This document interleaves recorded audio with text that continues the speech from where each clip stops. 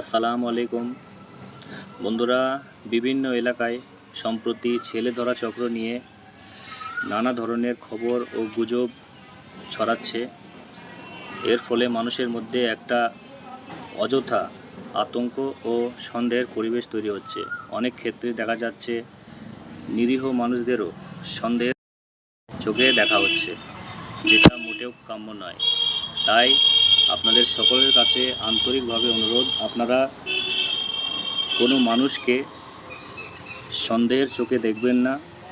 যদি সন্দেহজনক কোনো বিষয় মনে হয় তাহলে সঙ্গে সঙ্গে থানায় জানাবেন।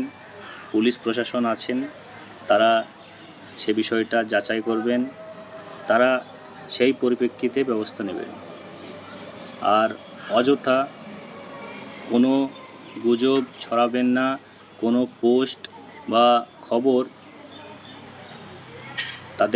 তার সত্যতা যাচাই করা আগে সেটা শেয়ার করবেন না, কারণ এর ফলে মানুষের মধ্যে একটা বিভ্রান্তি, আতঙ্ক সৃষ্টি হতে পারে।